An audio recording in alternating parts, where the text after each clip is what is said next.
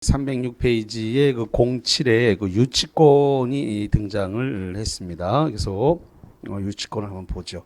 지금 유치권은 여러분들한테 두 문제를 드려놨는데 일단 기본적 정리를 하고 문제를 한번 풀어봅니다.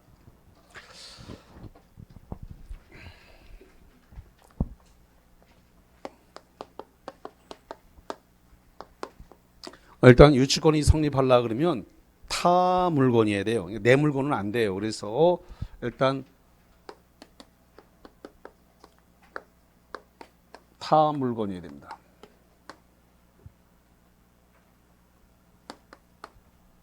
그러니까 지금 손에 볼펜 갖고 있는데 이 볼펜아 지금부터 너한테 유치권을 행사하노라. 이게 안 된다는 거예요. 내 거니까. 내 거한테는 유치권 행사가 된다고요? 안 된다고요? 안 된다고요? 자, 이 유치권은 일단은 이 채권이 목적물 자체로부터 발생해야 된다. 목적물 자체로부터 발생을 해야 되는데 이걸 우리가 채권과 목적물 사이의 결연성이라고 이렇게 이야기를 합니다. 결연성, 연관성이 있어야 된다 이거죠. 결연성, 연관성이 있어야 된다. 시험 문제가 나왔을 때 되게 잘 틀리는 문제가 이제 이 부분인데 점유와 채권과는 결연성을 문제 삼지 않아요. 점유와 채권과는 결연성을 문제 삼지 않는다. 이 부분을 이제 잘 놓친단 말이에요. 이게 무슨 소리냐면 이거예요. 채권이 발생했기 때문에 점유를 했는지, 점유하고 있다가 채권이 발생했는지 문제를 삼는다고요? 안 삼는다고요? 안 삼지 않는다고요. 채권이 발생했기 때문에 목적물을 점유한 건지, 점유하고 있다가 채권이 발생했는지 그건 문제 삼지 않는단 말이죠. 그러니까 중요한 것은 채권과 목적물 사이에는 채권이 목적물 자체로부터 발생했냐 안 했냐 그걸 문제 삼지, 점유하고 있다가 채권이 발생했느냐 아니면 채권이 발생했기 때문에 점유를 했느냐 이걸 문제 삼지 않는다는 거예요. 그래서 이 두 번째 내용 요걸 조심하셔야 됩니다. 자, 두 번째로서 그러면 목적물이 될 수 있는 건 뭐냐? 유치권의 목적물이 될 수 있는 것은 그것은 동산도 되고 부동산도 되고 그다음에 유가증권도 된다 이거죠. 그리고 채권이 변제기에 있습니다.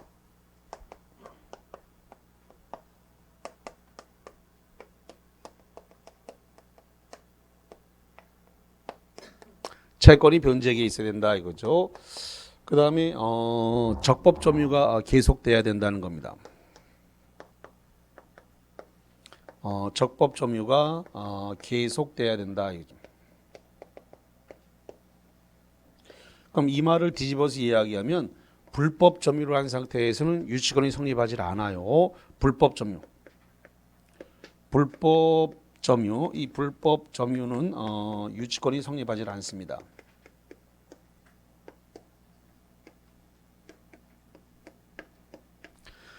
불법 점유인 경우에는 유치권이 성립되지 않는다라고 하는 거. 그리고 이 점유를 만약에 상실했다. 점유를 상실하게 되면 유치권 소멸 사유가 돼요.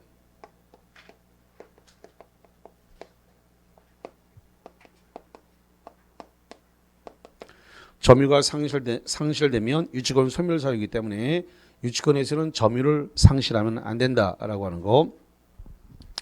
자, 그 다음에 요 유치권에서는 유치권이 법정 담보 물건이란 말이죠.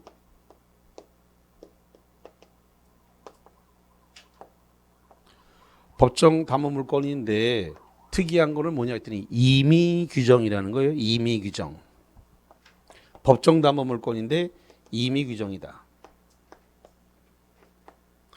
임의 규정이니까 배제 특약을 할 수가 있다는 거죠.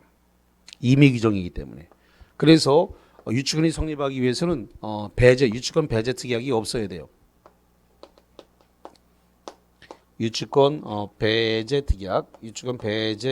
특약이 없을 것.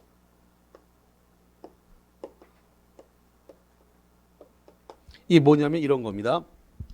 예를 들어 가지고 내가 변제기에 채권을 변제하지 못하더라도 유치권을 행사하지 않기로 한다. 이렇게 특약을 해놨으면 채권이 변제되지 않았다 하더라도 유치권 행사를 못한다. 이런 얘기입니다. 배제 특약이 있으니까. 자, 그 다음에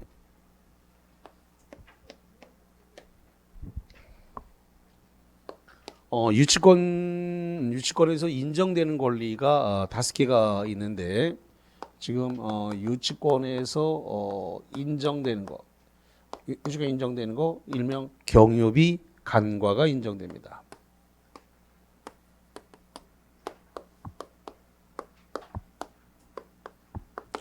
일명 경매 신청권이죠. 경매를 신청할 수 있는 경매 신청권이 있다 이거죠. 그래서 유치권자에게 인정되는 거 경매를 신청할 수 있다.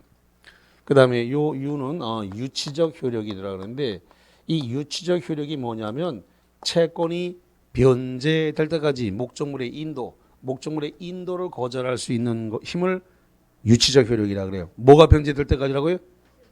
채권이 변제될 때까지 목적물 못 넘겨준다. 그러면서 목적물 인도를 거절할 수 있는 목적물의 인도를 거절하는 걸 유치적 효력이라고 불러요.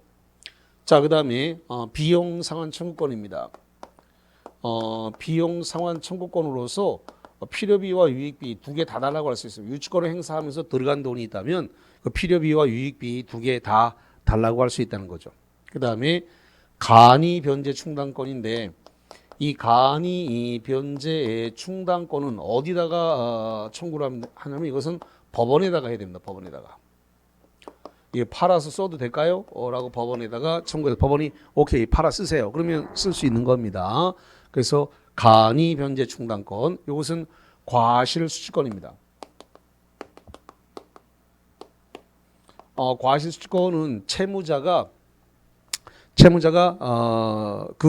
지금 그 유치권자가 점유하고 있는 그 물건에 대해서 채무자가 거기서 나오는 과실 써도 좋다. 과실을 먼저 써라. 그러면 그 과실은 천연과실, 법정과실 사용이익인데 채무자가 써도 좋다라고 인정을 하게 되면 거기에 대해서 이자에다가 먼저 충당을 하고 남으면 원본에다가 충당할 수 있습니다. 그 과실을 이자에다 먼저 충당하고 남으면 원본에다가 충당할 수 있어요. 그래서 과실 수취권 인정이 된다라고 하는 거. 자, 그 다음에 7번째로서 이 유치권에서 인정 안 되는 게 있는데 이게 우물물추가 없다 이랬습니다. 우물물추 없다.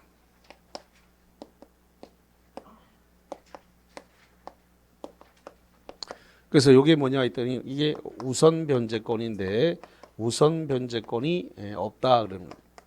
특이한 거는 이거죠. 경매를 집어넣습니다. 경매를 집어넣었으면 경락대금이 있는데 그 경락대금에 대해서 우선 변제 받을 수 있다 없다? 없다. 집어는 넣을 수 있지만 우선 변제는 못 받는다라는 겁니다. 그럼 그런 생각을 하게 말입니다. 그럼 뭐하러 경매를 넣었는데 이런 생각이 드는데 그건 이유가 있어요. 자, 이런 것 때문에 그래요. 자, 예를 들어 가지고 도급인 값. 자, 그다음에 수급인을 그래서 도급 계약을 하면서 건물이 완공됐을 때 도급인 소유로 하고 도급인이 소유권 보전 등기를 한다. 이렇게 계약서에 명시했습니다. 그러면 주벽이 만들어지고 지붕이 올라가더라도 수급인이 원시 취득은 하지 않습니다. 원래 건물을 지은 사람이 원시 취득하는 거죠? 그러면 수급인이 원시 취득하게 되는데 소유권 보전 등기를 도급인이 하고 도급인 소유로 한다. 이렇게 놓으면 수급인이 원시 취득하지 않습니다. 그럼 도급인이 원시 취득했어요. 그럼 수급인 입장에서는 이 건물은 도급인 거죠? 그게 없으면은 수급인 소유가 되면 유치권 행사를 못 해요. 그러니까 공사 계약을 할 때는 그 말이 꼭 들어가요. 그래서 이 건물은 도급인 소유를 하고 도급인이 보전 등기를 하도록 한다. 이렇게 명시를 합니다. 계약할 때. 그렇지 않으면 주벽과 지붕이 올라가면 수급인 것이 되기 때문에 그러면 수급인 일을 했으니까 공사대금 채권이 발생을 하게 되죠.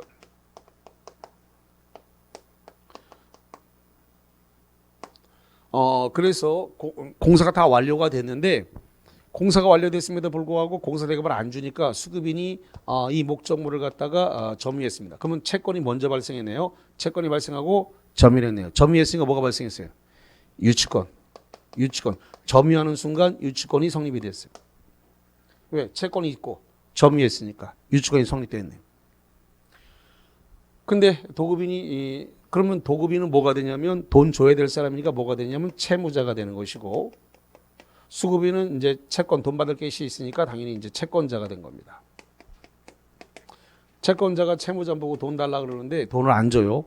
그러다 보니까 이거는 유치권을 행사하면서 계속 이걸 점유하고 있으니까 수급인은 다른데 일도 못 하러 나가고 꽉 맞물려 있으니까 너무 고통스럽단 말이죠. 그러니까 지금 유치권자가 이 점유하고 있는 물건을 경매를 신청했어요. 그래서 경매 신청권이 있으니까. 근데 여기서 이제 경락대금이 나오겠지만 이 경락대금에 대해서는 우선 변제를 받을 수 있다 없다? 없다. 왜 없다? 써먹지를 못해. 추구표가 없잖아. 뭐가 없다고요? 추구표. 추구표가 없으니까 쫓아가 돈 달라고 할 수가 없단 말이에요. 그러니까 경락인 보고 돈 달라고 할 수가 없어요. 만약에 도급인이 이걸 갖다가 팔아먹었습니다. 정한테. 그러면 정이 양수인이죠. 이 양수인한테 돈 달라고 할 수 있어요? 없어요? 없어요. 쫓아가서 돈 달라고 할 힘이 없으니까 추구표가 없으니까 경락인이나 양수인한테 돈 달라고 할 수가 없단 말이죠. 뭐가 없으니까 안 된다고요? 추구표가 없으니까 쫓아가 돈 달라고 할 권한이 없단 말이죠. 그런데 경매를 왜 넣냐?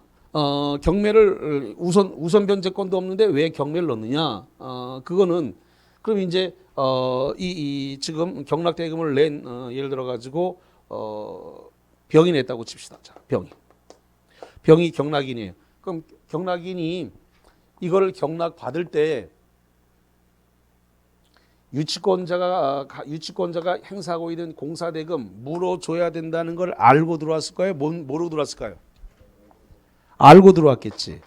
근데 모르고 들어오는 사람도 있어. 그래서 경매에서 제일 무서운 거 묻지마 경매. 그 이제 금액이 동점이 되는 수가 있어요. 금액이 똑같은 금액을 써놔서 뭐 10원이라도 100원이라도 누가 더 써놨어요? 10원이든 100원이든 누가 더 써내게 되면 그 사람이 경락인이 되는데 동점이야. 동점. 두 사람이 동점이 됐어요. 그러면 두 사람만 재입차를 다시 합니다. 두 사람 동점이 됐으니까 두 사람만 재입차를 해요. 근데 한 사람은 여자고 한 사람은 남자야. 100이면 100 다 여자가 이겨. 희한하지? 남자하고 여자가 딱 마지막에 그 동점이 돼갖고 재입차를 하잖아요. 여자가 이겨. 희한해. 내가 계속 그걸 갖다가 재입차를 하는 걸 케이스를 그걸 분석해봤더니 희한하게 다 여자가 이겨. 왜냐? 여자분이 묻지마 경매를 하는지 금액을 콱 써내. 남자분은 이 꼼꼼하게 따져. 가만히 있어봐. 이 금액이 얼마야? 내가 먹어야 될 수수료. 이거 계산을 해가지고 그만큼만 더 쓰네. 딱 내가 먹어야 될 수수료까지만 계산해가지고 이거보다 더 써놓으면 나 먹을 게 없다. 그래서 안 써내. 딱 내가 남아야 될 수수료가 있으니까 그거까지밖에. 근데 여자분은 그래 일단 이기고 봐. 금액 콱 써내. 그래서 두 사람 나오면 거의 내가 여자분이 진 걸 못 봤어. 거의 그냥 두 사람 남았으면 여자분이 콱 더 쓰네.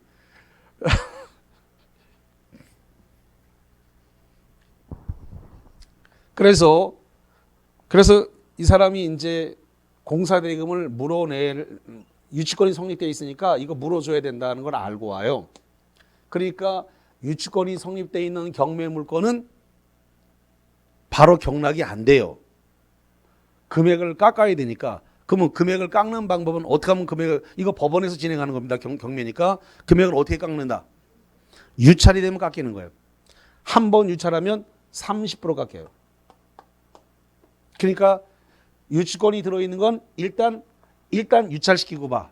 근데 마음이 서로 다 맞아야지 유치원이 되는 거죠. 나중에 돈 많이 내고 배워. 대답을 안 하면 넘어가야 돼. 이건 시험하고 상관없는 건 실무니까. 자, 그래서 우선 변제권이 없음에도 불구하고 넣는 것은 사람을 새로운 소유자가 경락받아서 들어와 가지고 자기한테 대신 금액을 물어주길 바라는 겁니다. 그러니까 경락인한테 대신 물어내세요라고 할 수는 없지만 그 경락인이 그 건물을 쓰기 위해서는 유치권자와 협상을 해야 되고 그 과정에서 돈을 받을 수 있기 때문에 그래서 경매권은 있지만 우선 변제권이 없지만 그래서 경매를 집어넣는 거예요. 돈을 못 받더 우선 변제를 못 받더라도 경락인이 자기한테 돈을 얼마든 주고 협상을 해서 자기는 빨리 일을 하러 갈 수 있으니까 계속 점유하면서 붙잡혀 있을 수는 없으니까 왜 점유를 상실하면 유지권이 소멸하니까 그래서 점유를 상실하지 않으면 점유를 상실할 수는 없고 계속 지키면은 일을 못 하러 간단 말이죠. 그래서 빨리 경매 놓고 털고 나가려고 그렇게 되는 거예요. 자, 그다음에 요 물이 뭐냐면 요 물이 요게 지금 물권적 청구권이 두 개인데 물이 두 번 나오는데요. 앞에 있는 것은 물권적 청구권. 요거는 물상대입니다. 그럼 물권적 청구권을 행사하려면 현재의 소유자가 현재의 침해자이게 되는데 유치권을 행사한다는 건 남의 물건이죠. 저기 보세요. 저기 유치권은 누구 물건이에요? 남의 물건이에요. 그래서 물권 청구권을 행사할 수 있어요? 없어요? 없어요. 그래서 물권 청구권은 남의 거기 때문에 물권 청구권 행사권이 없게 됩니다. 자, 물상대위. 물권 청구권이 없기 때문에 당연히 물상대위도 안 돼요, 이게. 자, 그 다음에 취급표 없다는 말씀 드렸고요. 쫓아가 돈 달라고 할 수 있는 권한이 없다는 겁니다. 자, 그 다음에 여덟 번째로서 또 인정되지 않는 게 있는데 뭘 인정되지 않느냐 그랬더니 권리금 채권. 이 권리금 채권을 가지고 지금 유치권 행사가 안 돼요. 그 다음에 보증금. 이 보증금 채권을 가지고도 유치권 행사가 안 됩니다. 권리금이라든가 보증금, 그 다음에 매매대금. 이 매매대금을 가지고도 유치권 행사가 안 됩니다. 그 다음에 물품대금. 이 물품대금 채권인데 이 물품대금 채권을 가지고도 유치권 행사가 안 돼요. 그래서 인정 안 되는 대표적인 것들. 자, 그 다음에 유치권 행사 중이다. 유치권 행사 중이다. 또는 동시이행 항변권을 행사 중이다. 그러면 유치권 행사하고 있거나 동시이행 항변권 행사하고 있을 때 그 채권의 소멸시효, 그 채권의 소멸시효가 진행이 될까요? 정지될까요? 자, 유치권 행사를 하고 있다. 동시에 항변권 행사하고 있다. 채권의 소멸시효는 진행한다. 중단된다. 진행한다. 중단된다. 진행한다. 소멸시효는 계속 진행돼요. 그렇기 때문에 소멸시효가 중단된다. 그럼 틀려버리는 거예요. 중단되지 않습니다. 요거 시험 문제는 많이 속습니다. 유치권 행사를 하고 있거나 동시에 항변권 행사하더라도 채권의 소멸시효는 중단되지 않습니다. 중단되지 않기 때문에 중단된다고 시험 문제 잘 나옵니다. 중단되지 않고 계속 채권의 소멸시효는 진행을 하는 거예요. 이건 두 군데에서 시험 문제가 나와요. 유치권에서도 한번 나오고 동시이행 항변권에서도 한번 나오고 두 번 나온다. 이렇게 정리를 하겠습니다. 자, 그래서 여기와 관련해서 보셨고 그 다음에 경매로 넘어가게 됐을 때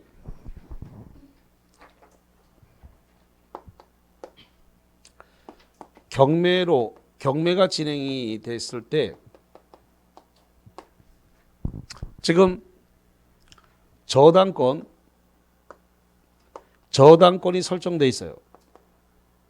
저당권 설정 뒤에 유치권이 성립했습니다.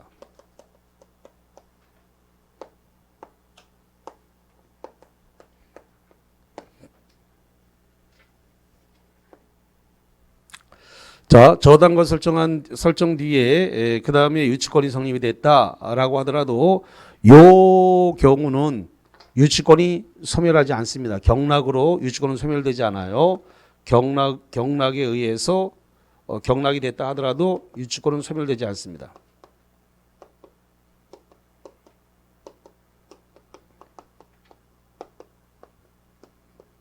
그러면 어떤 경우에 소멸되느냐라고 했을 때 경매가 진행되는 경우에 지금 경매 기입 등기가 돼 있어요.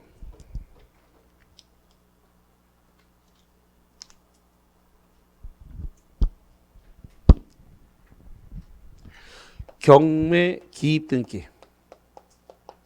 다른 말로 이야기해서 경매 개시 등기라 그래요. 이 경매 기입 등기 또는 경매 개시 등기 뒤라는 말을 후라고 해도 상관없습니다. 뒤에 유치권이 성립했다.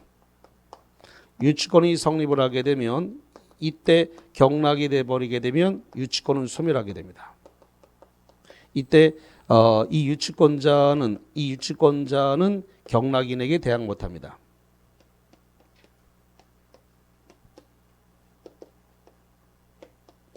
대항하지 못한다. 유치권자는 경락인에게 대항하지 못한다. 그래서 유치권에 관한 문제가 요즘 경매하고 자꾸 섞어서 문제를 내기 때문에 이 기준을 정확하게 아셔야 돼요. 그래서 저당권이 설정된 뒤에 유치권이 성립하더라도 저당권 설정됐다고 해서 바로 경매가 들어가는 건 아니고 뭐가 들어와야 되냐면 저당권 뒤에 경매 기입 등기가 한 번 더 들어와야 돼요. 다시 한번 저당권 설정되고 난 다음에 뭐가 들어와야 된다고요? 경매 기입 등기, 개시 등기가 들어와야 됩니다. 이게 들어와야만이 그 뒤에 유치권이 성립되면은 힘을 못 쓰는데 저당권이 설정돼 있다라고 하는 말만 들어와 있을 때는 아직 경매 기입 등기가 안 된 거예요. 이럴 때는 유치권이 성립되면 유치권이 선순위가 돼버리기 때문에 유치권은 소멸하지 않고 경락인에도 대항할 수 있어요. 이건.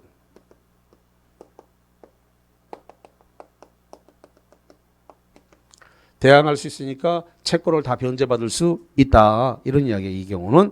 자, 그러면 문제 한번 볼게요. 자, 유치권과 관련해가 지금 9번 문제 한번 풀어보십니다. 자, 9번 보겠습니다. 유치권에 관한 설명으로 옳지 않은 것은 1번. 자, 뭐가 옳지 않을까요? 3번이죠. 유치권에 관한 설명으로 9번 1번 유치권은 당사자의 의사와 관계없이 성립되는 법정 담보물권이다. 여기 보니까 써놨네요. 유치권은 무슨 담보물권이에요? 법정 담보물권이다. 그래서 의사와 상관없이 성립되는 법정 담보물권이에요. 근데 희한하죠? 법정 담보물권인데 뭐로 되어 있어요? 임의 규정으로 되어 있어요. 아주 특이한 사항 중에 하나다라는 건데, 자, 이 법정 담보물권이라고 되어 있는데 지금 담보물권을 볼 것 같으면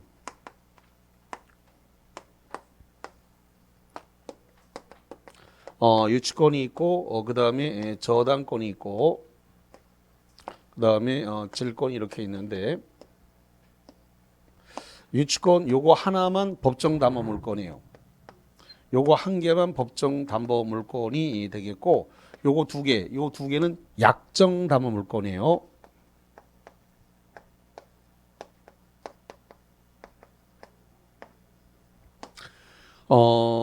유치권이 법정 담보물권이라고 되어 있으니까 이거는 특약에 의해서 특약에 의해서 발생 안 합니다. 약정에 의해서도 발생하지 않아요. 그러니까 이거는 유치권은 채권이 발생을 했는데 채무가 변제가 되지 않으면 점유함으로써 바로 발생하는 거예요. 법에서 정해놓은 거죠. 저당권은 부동산을 담보 잡히고 돈 빌린 거고 질권은 동산을 특히 자동차 같은 동산을 맡기고 돈 빌린 것은 전부 다 질권이 있는데 둘 다 약정 내가 맡기고 돈 빌리겠습니다라고 약정을 하고 돈 빌리는 건데 그래서 유치권은 법정 담보물권이에요. 법정 담보물권 특이하게 의해서 발생하지는 않습니다. 자, 9번 2번입니다. 유치권은 점유가 불법 점유로 인한 경우에는 발생하지 않는다. 그래서 불법 점유하면 유치권은 성립되지 않는다. 많은 이야기가 되겠고, 자, 그 다음에 세 번째 임대인과 임차인 사이에 건물 임대인과 임차인 사이 거물명도 시 권리금을 반환하기로 약정이 있었다면 슬롯이 자릅니다. 임차인은 권리금 동그라미 칩니다. 권리금 반환 청구권을 가지고 건물에 대한 유치권 행사할 수 있다. 여기 보니까 여기 권리금을 가지고는 유치권 행사할 수 있다 없다? 없다. 권리금을 가지고는 권리금 채권을 가지고는 유치권 행사가 안 된다라는 거죠. 그래서 3번 틀렸고 4번 유치권은 점유를 상실하면 소멸한다. 그렇죠. 유치권의 가장 중요한 덕목은 점유입니다. 이 점유를 상실하게 되면 바로 유치권은 소멸하게 되니까 점유를 상실하면 안 됩니다. 자, 그 다음에 5번째 유치권자는 경매 청구권이 있다. 그래서 더 이상 계속 기다릴 수는 없으니까 경매를 집어넣을 수 있다. 다만 경매를 넣지만 우선 변제권은 없다. 그랬습니다. 자, 그래서 거기까지 관련 내용을 그렇게 보셨고요. 이제 10번 문제를 보십니다.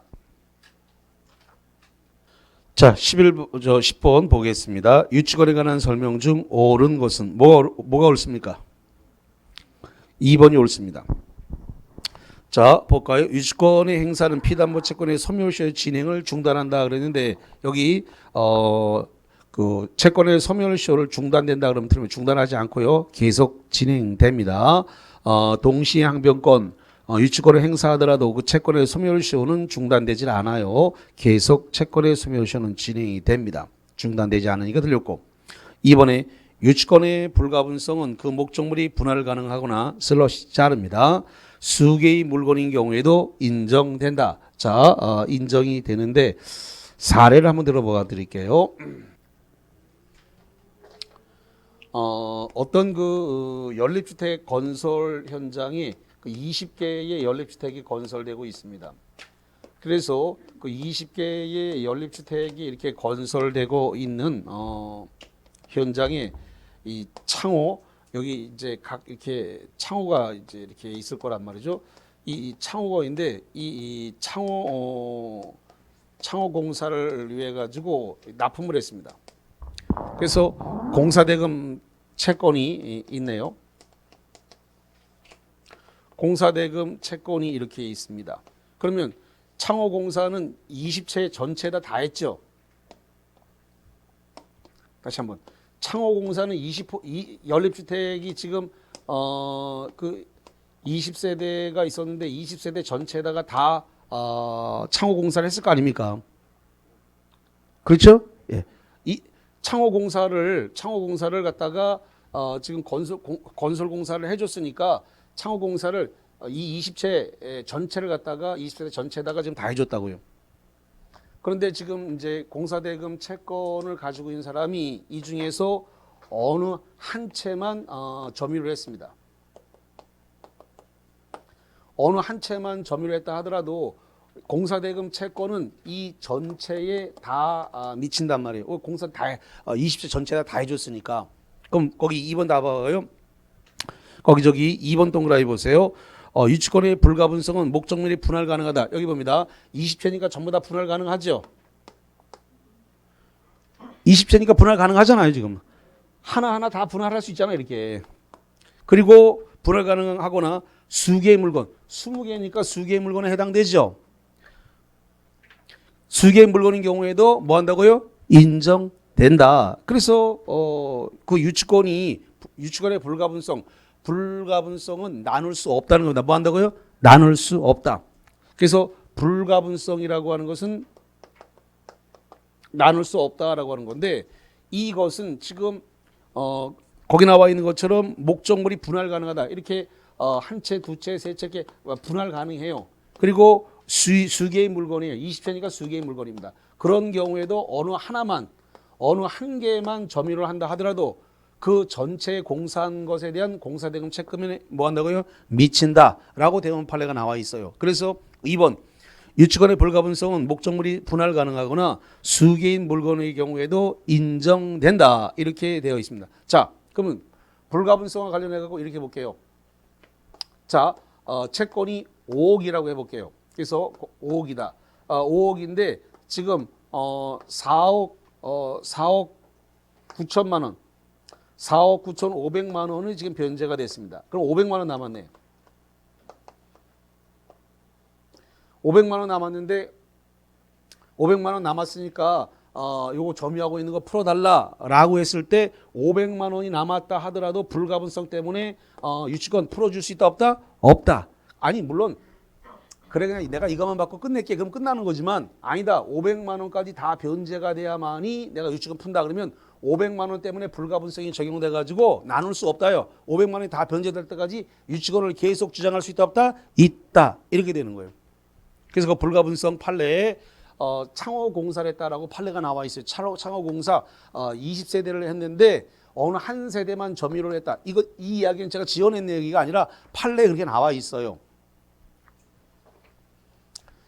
아까도 말씀드렸습니다만은 예전에는 이걸 설명을 조금 길게 썼는데 최근에는 지문을 짧게 쓰다 보니까 앞뒤 다 잘라버리고 결론만 딱 써놓는단 말이에요. 그러니까 앞에 있는 길게 있는 내용을 모르는 상태에서 딱 보면 뭔 소리인지 알기가 되게 어려워요. 그러니까 이번 판례가 창호공사 판례였다는 걸 알게 되면 이건 간단하게 금방 불가분성 이것도 분할 가능하거나 수계 20채의 연립주택의 경우도 뭐한다? 인정된다는 판례. 이제 오늘 한번 들었으니까 그 다음에 안 틀린다고요. 우리가 다음번 민법 판례는 뭘 할 거냐면 이 판례 특강을 할 겁니다. 판례를 섞어서 기출문제와 연관돼서 묶어서 들어가. 그거 하고 나면 이제 이제 민법 자체가 흔들리지 않을 거예요. 점수도 안정적으로 나오고 이렇게 될 겁니다. 흔들리지 않으면서 아마 아직 판례가 완전히 안 정리돼 가지고 점수가 생각만큼 이렇게 빡 안 나올 거예요.